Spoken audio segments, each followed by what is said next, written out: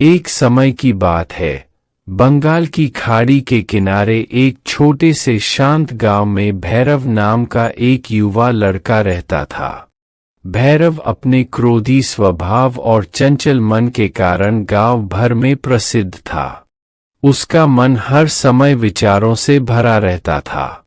इस तूफान ने उसके मन को एकदम बेचैन कर दिया है। उसके जीवन से शांति मानो गायब हो गई थी और वह हमेशा अपने ही ख्यालों में खोया रहता था और तनावपूर्ण जीवन जी रहे हैं। उनके अशांत मन और क्रोध के कारण उनके अपने परिवार के सदस्यों और गांव वालों से भी संबंध अच्छे नहीं थे, जिससे वह और भी अधिक अकेला और अपमानित महसूस करने लगा। वह और भी अधिक मानसिक तनाव की स्थिति में चला जाता है। एक समय की बात है, भैरव अपने गांव की गलियों में घूम रहे थे। तभी उनकी मुलाकात एक महात्मा बुद्ध से हुई जो एक पेड़ की छाया के नीचे ध्यान में बैठे थे।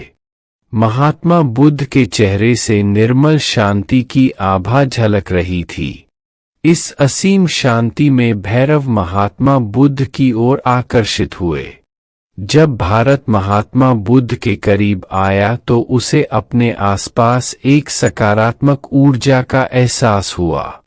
भैरव को एहसास हुआ कि इस असीम शांति और सकारात्मक ऊर्जा का स्रोत कहीं न कहीं महात्मा बुद्ध के भीतर ही था। इसलिए वह वहीं बैठकर उसकी आंखें खुलने का इंतजार करने लगा। थोड़ी देर बाद जब महात्मा बुद्ध की आंख खुली तो उसने एक युवा लड़के को अपने सामने बैठा पाया, जो बहुत तनावग्रस्त और नकारात्मक भावनाओं से भरा हुआ लग रहा था।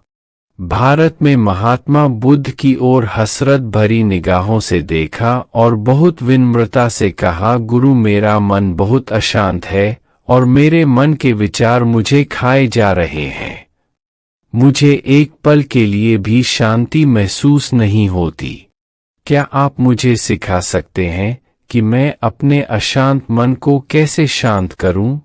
महात्मा बुद्ध ने भैरव की पीड़ा को समझते हुए करुण दृष्टि से देखा और कहा, मेरे प्यारे बच्चे, मैं तुम्हें एक कहानी सुनाना चाहता हूँ।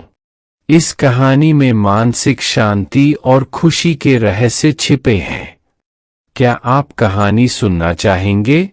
भैरव ने हाँ में सिर हिलाया और पूरी एकाग्रता से कहानी सुनने को तैयार हो गए। आपके अंदर जिज्ञासा चरम पर थी। आपके अंदर जिज्ञासा चरम पर थी। बहुत समय पहले की बात है। एक नगर में शक्ति नाम का एक आदमी रहता था। शक्ति बेहद महत्वाकांक्षी व्यक्ति थे और उन्हें हर काम में लोगों से डेट की जरूरत पड़ती थी। यदि उसे किसी से असफलता और बुराई सुनने को मिलती है तो वह गहरी चिंता और तनाव में चला जाता है। उनका मानना था कि सफलता और भौतिक शक्तियां वांछित खुशी देंगी, लेकिन वह जितना सफलता और प्रशंसा के पीछे भागता था उतना ही मानसिक तनाव में डूबता जाता था। लेकिन अचानक शक्ति का सामना उस समय के मशहूर महात्मा बुद्ध से हो गया, जिसका नाम महाकौशल था। महाकौशल अपने शिष्यों को ध्यान की शिक्षा देते थे और वह स्वयं एक बहुत ही ध्यानमग्न और प्रबुद्ध व्यक्ति थे। महाकौशल की अद्भुत एकाग्रता से प्रभावित होकर शक्ति ने उनसे अपने भटकते मन को शांत करने का उपाय जानना चाहा। शक्ति ने कहा कि महंत हमेशा सफलता के पीछे भागते हैं और लगातार अधिक हासिल करने की कोशिश करते हैं, फिर भी मुझे कोई क्षणिक संतुष्टि या आत्मसंतुष्टि नहीं मिलती। इस निरंतर बेचैनी के बीच मैं शांति कैसे पा सकता हूँ? महात्मा बुद्ध ने करुण दृष्टि से उसकी ओर देखा और उत्तर दिया, आपका मन एक अशांत नदी की तरह है जो हमेशा बहती और बहती रहती है, कभी भी अशांत नहीं रह सकता। इसलिए इस अशांत मन को शांत करने के लिए आपको अपने विचारों को बिना किसी रुकावट के जाने देने की कला सीखनी होगी। शक्ति को आश्चर्य हुआ और उसने पूछा कि मैं अपने विचारों को कैसे जाने दूं? आखिर मैं भी तो अपनी इच्छाओं और महत्वाकांक्षाओं से बंधा हुआ हूं। यह सुनकर महात्मा बुद्ध मुस्कुरा दिए। और कल्पना करें कि आपके हाथ में पानी का एक गिलास है। अब आप इसे जितनी देर तक पकड़कर रखेंगे यह उतना ही भारी होता जाएगा, और अगर आप इसे काफी देर तक पकड़े रहेंगे तो आपके हाथ में दर्द होने लगेगा। लेकिन अगर आप उस पकड़ को ढीला कर दें और छोड़ दें तो आपका बोझ खत्म हो जाएगा। भैरव ने कथा और उसका संदेश ध्यानपूर्वक सुना। वह समझ गया कि अपने विचारों और इच्छाओं से चिपके रहने से उसका बोझ बढ़ जाता है और अंदर ही अंदर अशांति पैदा कर देता है। अब भैरव को कथा का अंत सुनने की उत्सुकता से प्रतीक्षा थी। महात्मा बुद्ध ने कहानी जारी रखते हुए कहा कि शक्ति ने महात्मा बुद्ध के शब्दों के बाद विचारों को छोड़ने का अभ्यास करना शुरू कर दिया। वह बिना किसी पूर्व निर्णय के अपने विचारों और भावनाओं को आते और जाते देखता है। अब उसने विचारों को पकड़ना बंद कर दिया था। विचार उठते थे और अपने आप चले जाते थे। धीरे धीरे उसे यह एहसास होने लगा कि उसकी इच्छा और भावना भी सभी दुखों का कारण है। जैसे जैसे शक्ति ध्यान में गहरे उतरते गए, उन्होंने पाया कि वर्तमान में जीना ही आंतरिक शांति का एकमात्र स्रोत है। वह खुद को वर्तमान में स्थापित करके अपने मन की निरंतर बकवास से छुटकारा पा सकता है। धीरे धीरे शक्ति का मन एक शांत झील की तरह हो गया जो बाहरी दुनिया को अपने अंदर प्रतिबिंबित करती है। उन्होंने जीवन की सादगी में संतोष को अधिक महत्व दिया और भौतिक संपत्ति के प्रति अपना लगाव छोड़ दिया। जैसे ही सत्ता में ऐसे बदलाव की खबर लोगों के बीच फैली, दूर दूर से लोग मार्गदर्शन लेने आने लगे। लोगों को विचारों को मुक्त करने की कला सिखाना और उन्हें अपने भीतर शांति खोजने के लिए मार्गदर्शन करना, वह लोगों के बीच शांति और ज्ञान का प्रतीक बन गए। शक्ति और साधु की कथा समाप्त कर महाकौशल महात्मा बुद्ध कुछ देर के लिए चुप हो गए ताकि इस कहानी का अर्थ भैरव के मन में अच्छी तरह बैठ जाए। भारत में महात्मा बुद्ध की ओर देखा तो उनकी आंखों में अब एक नई समझ दिखाई दे रही थी। भैरव ने धीरे से कहा कि मुझे इस कहानी में ज्ञान दिखता है, लेकिन मैं इसे अपने जीवन में कैसे लागू करूं? मैं अपने अशांत मन को कैसे शांत कर सकता हूं? भैरव के इस सवाल पर महात्मा बुद्ध गर्मजोशी से मुस्कुराते हैं और फिर कहा कि अशांत मन को शांत करने का अभ्यास आत्म जागरूकता से शुरू होता है। अपने भीतर उठने वाले विचारों का निरीक्षण करने के लिए प्रतिदिन कुछ समय निकालें। उन भावनाओं पर ध्यान दें जो आपके मन में आती हैं और देखें कि वे कैसे आती हैं, और आकाश में गुजरते बादलों की तरह चले जाओ। भैरव ने आंखें बंद कर लीं और महात्मा बुद्ध के कहे अनुसार अपने विचारों का अवलोकन करने लगे। जैसे ही उसने अपने भीतर उठने वाले विचारों पर ध्यान देना शुरू किया, उसे एहसास हुआ कि इसलिए उसे चिंता और इच्छाओं की एक निरंतर धारा अपने अंदर बहती हुई महसूस हुई। सिर्फ एक एहसास ने ही नहीं, उसे एक अद्भुत शांति का एहसास कराया। उन्हें यह भी एहसास हुआ कि यह सभी विचारों और भावनाओं से अलग है। महात्मा बुद्ध ने आगे कहा कि जैसे शक्ति ने खुद को सभी मोहमाया से अलग कर लिया था, अपने मन को अशांतकारी विचारों और भावनाओं से मुक्त करने का अभ्यास विकसित करें। बिना किसी पूर्वाग्रह के विचार को वैसे ही स्वीकार करें जैसे वह आता है, और फिर धीरे धीरे उन्हें जाने दें और अपना ध्यान वर्तमान क्षण पर केंद्रित करें। लेकिन भैरव ने टोकते हुए कहा कि क्या होगा अगर विचार और भावनाएं इतनी मजबूत हों कि वे बनी ही रहें और दिमाग से निकलने से इनकार कर दें। महात्मा बुद्ध ने भैरव की बात पर सहमति जताते हुए सिर हिलाया और कहा, ऐसे कई मौके आएंगे जब आपके मन में सवालों का बवंडर चल रहा होगा।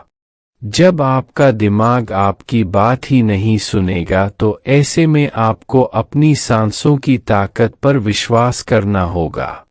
एक बार फिर भिक्षु ने भैरव से कहा, अपनी आंखें बंद करो और अपनी सांसों पर ध्यान केंद्रित करने के लिए अपने पेट को ऊपर उठता हुआ और मथता हुआ महसूस करो।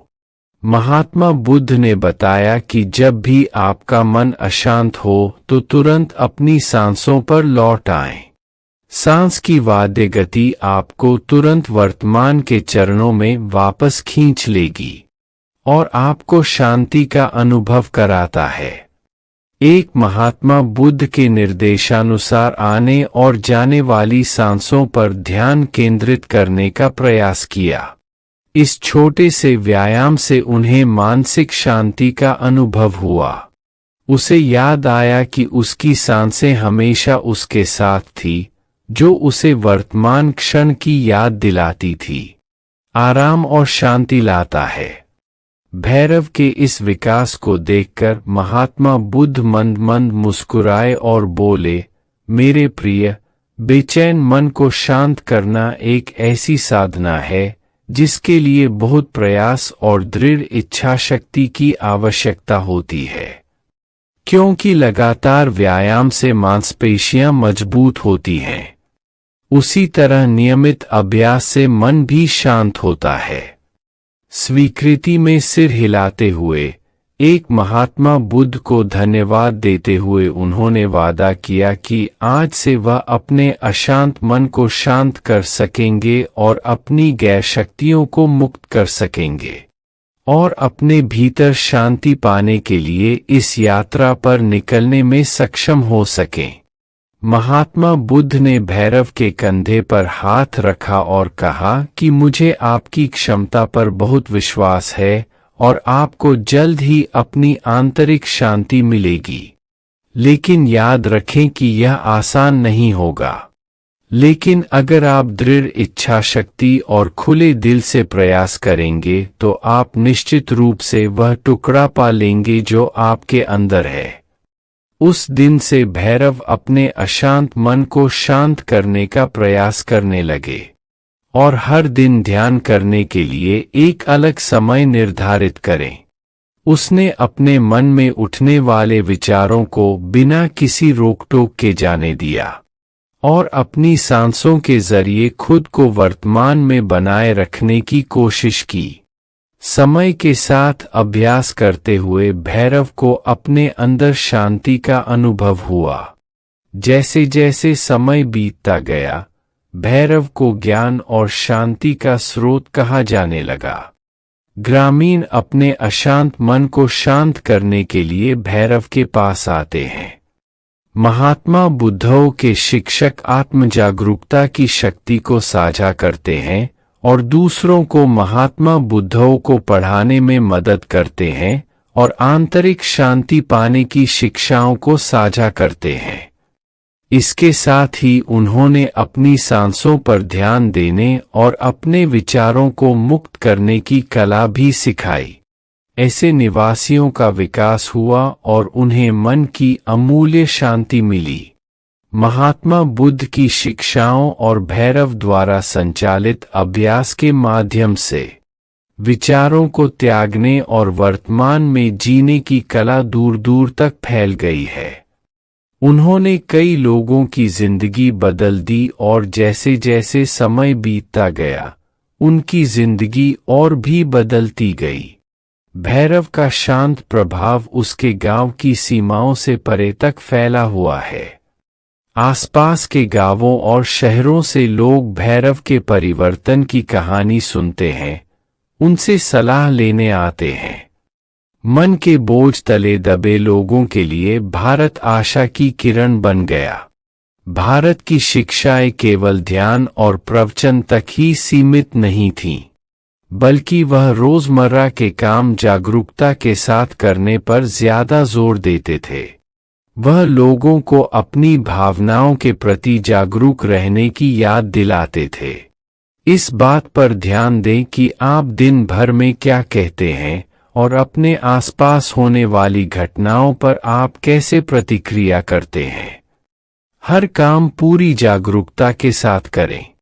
जब आप खाएं तो प्रत्येक टुकड़े के स्वाद का आनंद लें। जब आप सूरज की रोशनी के सामने खड़े होते हैं तो उसकी गर्मी महसूस करते हैं। लोग क्या कहते हैं, उसे ध्यान से सुनें और समझें। छोटे छोटे बदलावों से लोगों के जीवन में चमत्कारिक परिवर्तन आए। भैरव की शिक्षाओं से लोगों ने सीखा कि जीवन का आनंद वर्तमान में जीने में है। दोस्तों, मुझे आशा है कि आपने इस वीडियो से बहुत कुछ सीखा होगा।